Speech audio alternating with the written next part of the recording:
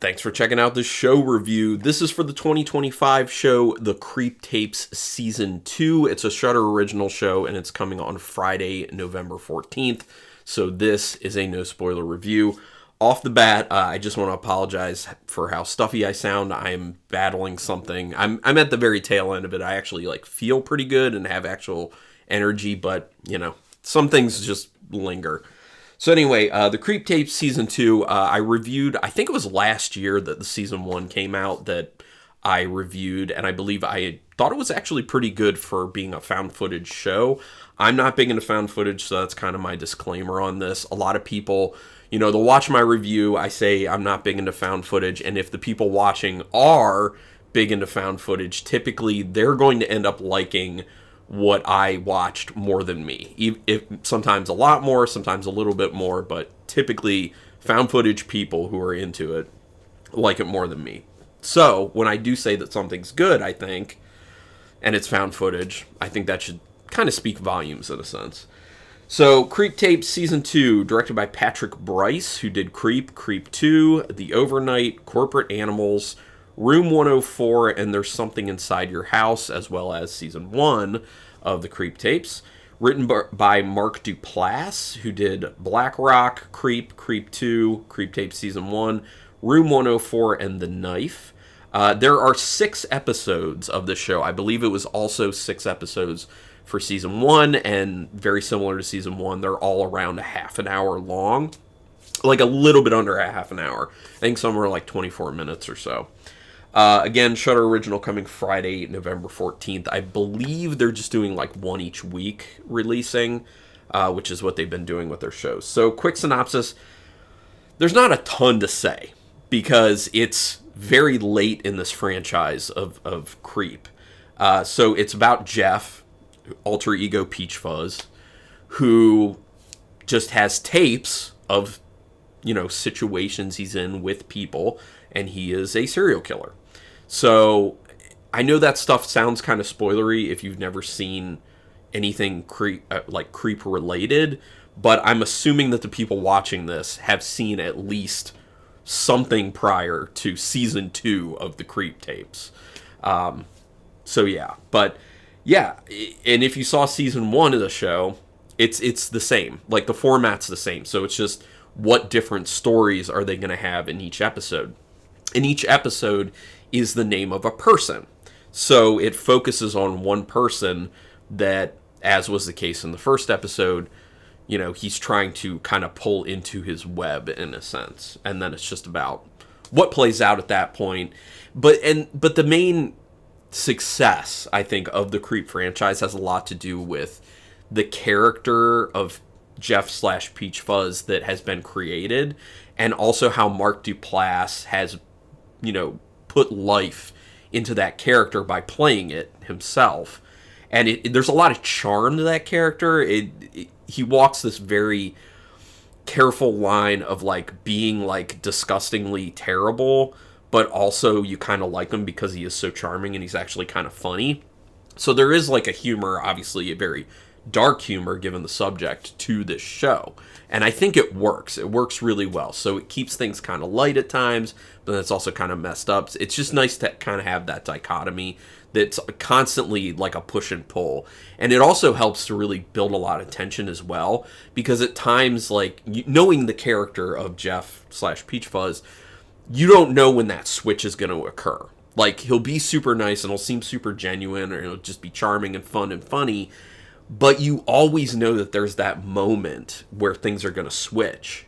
And you're always kind of on edge because you're looking for that. And there will be certain things that are said or done where you're like, oh no, maybe this is it. And then it kind of backs off of that. So it gives you, it's not as predictable as some franchises are. So I think that's one of the strengths of it. The first scene in the first episode is a solid way to get back into the world of Creep. So I think it's good to kind of be it's been a year since any Creep anything's come out. Let's settle you back into this franchise, back into this world, and then here we go from there. David Dastmalchian is in the first episode, and his character is quite odd. I really like what they did with his character. I also like what Dastmalchian did with the character, and I think the first episode maybe the best episode, honestly, of all 6. So, yeah. Jeff is funny and charming, just like the rest of the franchise. Kind of already talked about that, but that is something that really does drive your willingness to watch more and more and more. The first episode does set up a good development for the season, and I would say that for the most part, it does a really good job of kind of keeping things relatively fresh. There are a lot of new ideas that are kind of thrown out here. You know, some of the stuff, it feels very similar to stuff you've already seen in the franchise, but it's about coming up with variations on that keeps it interesting, and I think that's they do a really good job with that. But there are a few curveballs that they throw in as far as, you know, it is kind of this formula to a degree with variation, but then they kind of break that a few times. So, yeah. But obviously, I don't want to say too much because no spoilers. The dialogue is really fun and engaging. That's another aspect of the Creep franchise that I feel has been really great and has really sold it to audiences as a really solid franchise. Love the writing, dialogue in particular, the way the characters play off of each other, the playfulness of how Jeff/Peach Fuzz is. Over the course of the season, you feel like Mark Duplass has fun playing the character. And honestly, all the Creep stuff I've seen, it always feels like that. It always feels like Mark Duplass is kind of enjoying putting himself into this character and making him into something, which, you know, he's one of the creators, so it makes sense. Some of the episodes do feel a bit long-winded, but also that's kind of a natural thing that you get with found footage.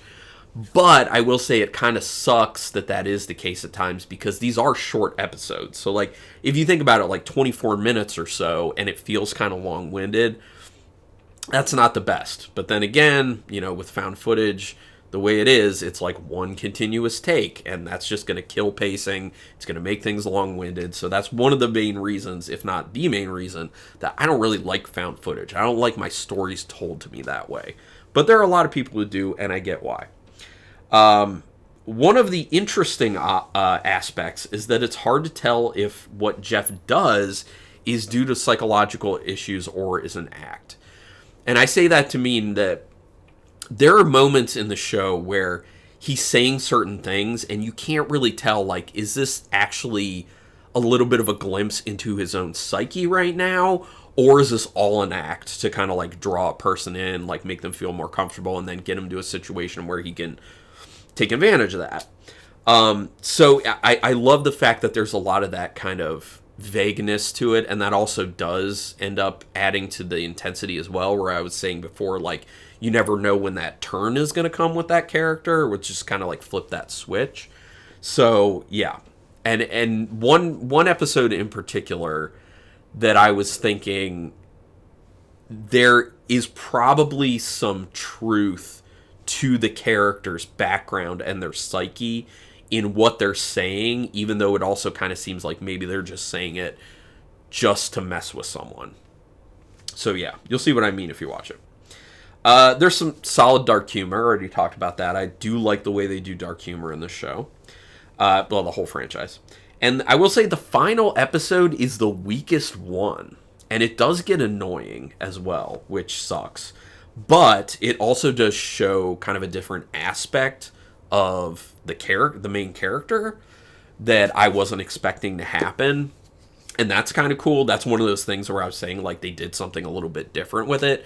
So it does make me more interested for what would a season 3 be like? Can they continue with this? Like, how long can they go with it? Or maybe they're going to do another movie. I don't know. But pretty solid. I thought it was a good season. I didn't think it was, like, phenomenal. But out of 5 stars, half stars in play, I'm going to give it a 3.5 star rating. I don't remember what I gave season 1. I think it might be the same, but it feels very much on the same footing.